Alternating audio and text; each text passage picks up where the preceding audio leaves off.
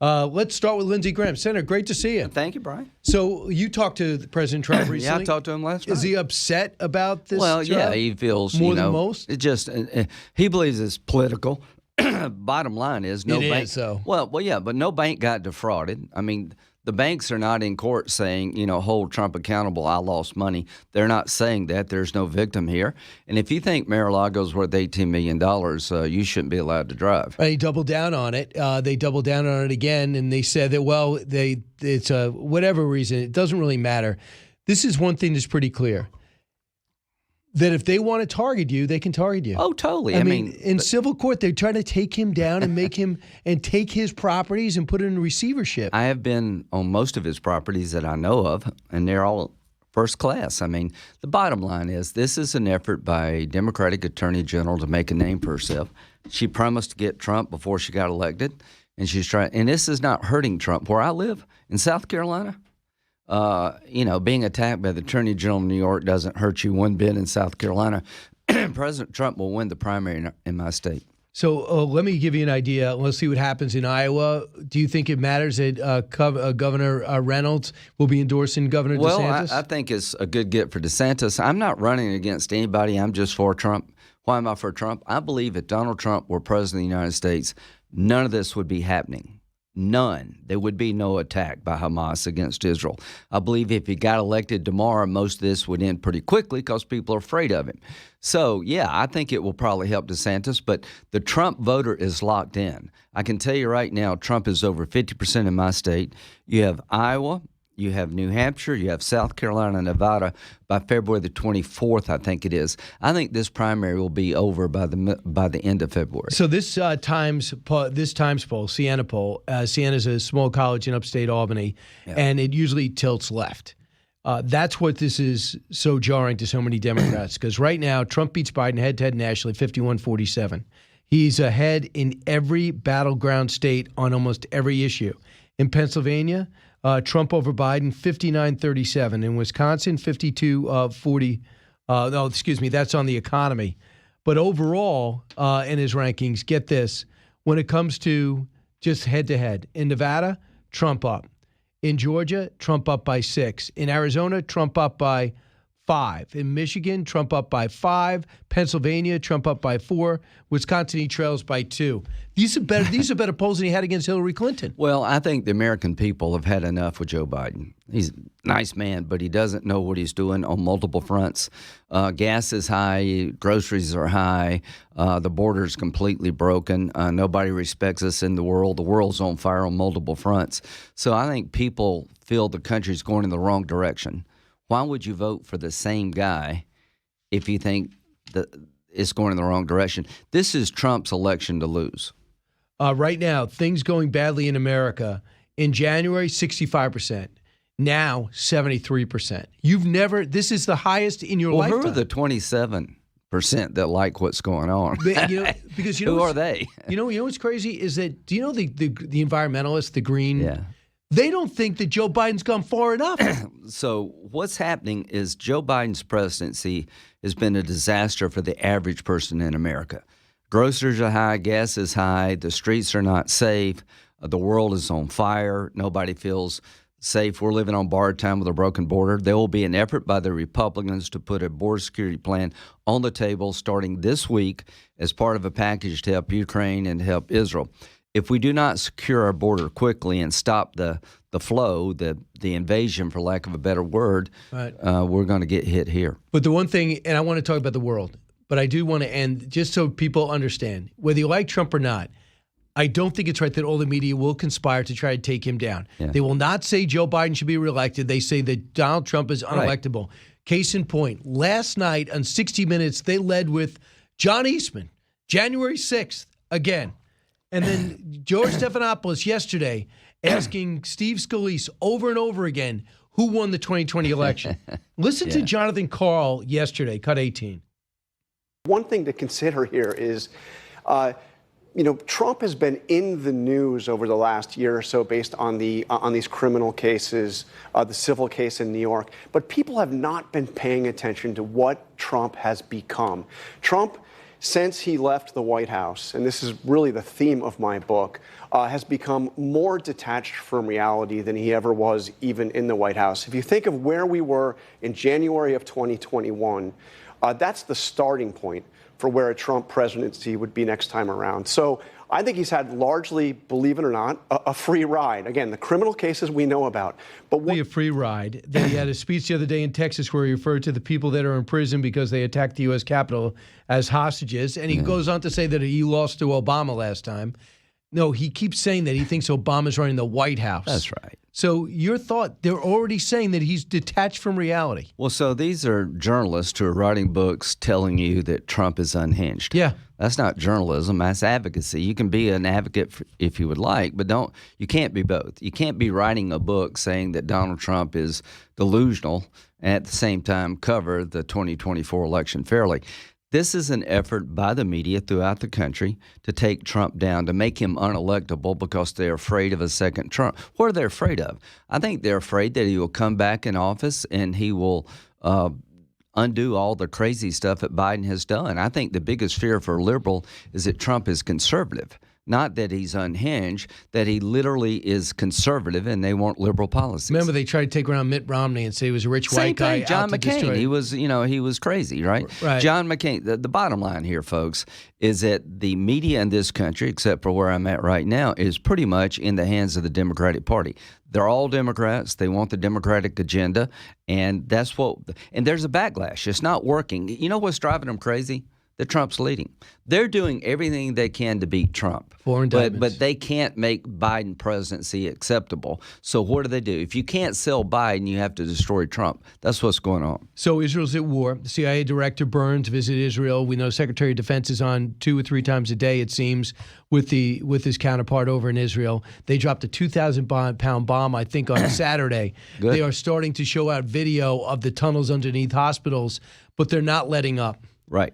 But yet it seems as though the world pressure is to let up. You saw 100,000 people in Washington, D.C. Bring us inside the school of thought with the Israelis. Well, so here's what's happening. Within 4 weeks, it's just been barely over a month that the largest killing of Jewish people since the Holocaust, simply because they're Jewish, occurred. And you saw the video, right? I saw not only the video, I saw more than the video. There are things that have not been released they outdid the Nazis. That's all I can say. I spent time with the Israeli defense minister. They showed us stuff that you haven't seen, and you probably don't need to see it. The bottom line is, within 4 weeks, the world has turned on Israel. Anti-Semitism is rampant throughout the world. Back here at home, when somebody says free Palestine from the river to the sea, they're advocating for the destruction of the Jewish people, Israel, as a sovereign nation. That means that you're an anti-Semitic Nazi. So when a member of Congress repeats the slogan, from the river to the sea, she is saying, I want Israel destroyed, because that would be the result of that policy. That, to me, is anti-Semitism. That's 2023 version of the Nazis. And I can't believe we're living where, just end with this thought, there were people killed by Hamas that survived the Holocaust. As young people, they survived being killed by the Germans because they were Jewish, only to be killed by radical Islamic terrorists in Israel at the end of their lives, toward the end of their lives. How could the world let that happen? How could we go from 80 years ago, the Warsaw Uprising, ghetto uprising, to where Jews are killed in the state of Israel simply for being Jewish within an 80-year time span? We've been attacked 32 times since October 7th in Iraq and in Syria. Here's what I'm going to use you to put it up to your ear. Here's what Anthony Blinken said yesterday Sunday in Baghdad, because in a surprise visit, cut 14. There have been a series of attacks conducted by militia directed at our personnel, both in Iraq as well as in Syria. Job number one for me is to ensure the security of our people, and so I got an update on everything we're doing to make sure that our personnel are safe and secure. In addition, I had a good, productive, candid meeting with Prime Minister al-Sudani. Okay, I want to get your take on that response, because I'm thinking about the 2,500 in Iraq and the 900 in Syria, and they want to know if they're going to be able to defend themselves. Well, number one, he said, I'm doing everything I can, Secretary Blinken, to make sure they're safe. No, you're not. if you're doing everything you could, you would communicate to the Iranians that any further attacks against our troops in Syria or Iraq by Shia militia controlled by the Iranians would result in an attack on Iran by U.S. forces. We're moving the military capability in, but nobody believes we have the will to use it. So what I'm begging the Biden administration to do is draw a red line. Further attacks against our people in Syria and Iraq will result in attacks in Iran against the IRGC oil infrastructure. If they believe we would hit them in Iran, they would stop this. They believe that about Trump. When Trump killed Soleimani, everything sort of fell in place. We've lost deterrence. How do you regain it? You communicate red lines. There are 2 red lines that should be communicated. If Hezbollah attacks Israel in the north in a serious way, then we're going after the Iranians. Is that what that submarine's there for with all the Tomahawks? Well, we got everything in place. You just got to be willing to use it. Again, if Hezbollah launches a portion of their 100,000 rockets at Israel, that could be a nightmare for Israel. You have our troops under siege in Syria and Iraq.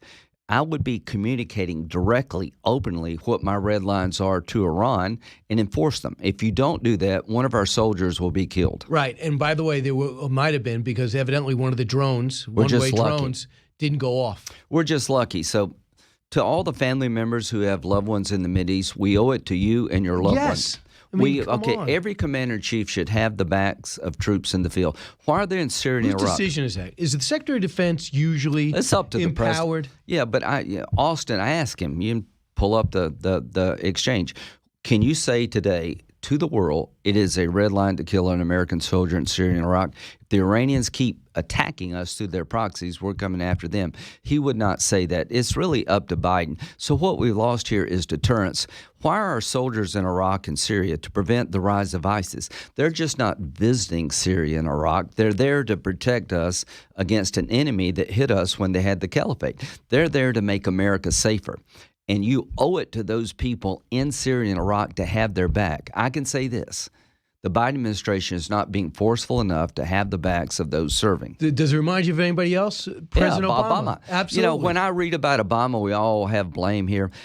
President Obama was the weakest president in my lifetime when it came to the Mideast. He withdrew all of our forces from Iraq. We got ISIS. ISIS ran wild in Syria and Iraq. Missile defense out of Eastern Europe? All I can say is he empowered the Iranians. He withdrew all of our forces. We got ISIS, turned out not to be the JV team. He surged in Afghanistan, announced the withdrawal date at the same time he surged. Terrorism was emboldened under his watch. Putin went into Ukraine under his watch. Biden is Obama 2.0, even weaker. Oh, you just in Saudi Arabia? Yeah. So the Prince, unpronounceable first name, bin just call him Masoud, Prince, launched a sharp attack on the Secretary General of Hezbollah, Hassan Nasrallah, after his speech. There is no doubt, this is his quote, that the axis of resistance is a big lie. The 100,000 missiles and massive weapons that Hezbollah has have nothing to do with supporting the Palestinian cause. The so-called axis of resistance has been dealing with the Palestinian issue for years and only has means of implementing Iran's agenda. My goodness, did I write that? No, first thing, I thought you were reading what I said. So things have changed. The Abraham Accords, where Arab nations recognize Israel under President Trump, was a breakthrough. I am working with the Biden administration to do a deal between Saudi Arabia, the United States, and Israel. If we can pull the Arab world away from Iran and toward Israel and the United States, that's a big deal. So what is the Saudi Prince saying? He's saying that Hamas is not a resistance organization. But I was told you can't tell the truth because of the Arab Street. Well, the Arab Street will turn on you. He did it. Well, the Arab Street's pretty hot right now, but like Turkey, what's this is this all about? The PKK are terrorists, I get that. Well, Hamas, if you can't say Hamas is a terrorist group, you lost your way. No, you declare war on Israel. Yeah, so here, I think so. So the bottom line is the region is rejecting Hamas. The destruction of Hamas is non-negotiable. So the Arabs are making a bet, and we need to encourage this bet, that their life is better with us rather than Iran, China, and Russia. And guess who the head of Hamas was visiting? Iran. He went to Iran. So they have 100,000 precision-guided rockets in Hezbollah hands that could overwhelm Iron Dome. If we do not communicate to Hezbollah and the militias in Syria and Iraq what they can't do, they will do it. You know, they will not live another day if they do it. They'll do tremendous destruction on Israel, but they're not going to survive. No, they're not. But I want to go to Iran. None of Hamas is supported by Iran. Absolutely. Hezbollah is supported by Iran. Yep. The Shiite militias get their money from the Iranians. The great Satan is Iran. I hear you. Senator Lindsey Graham, great to see you in person. I know you got a big meeting. Buy the book.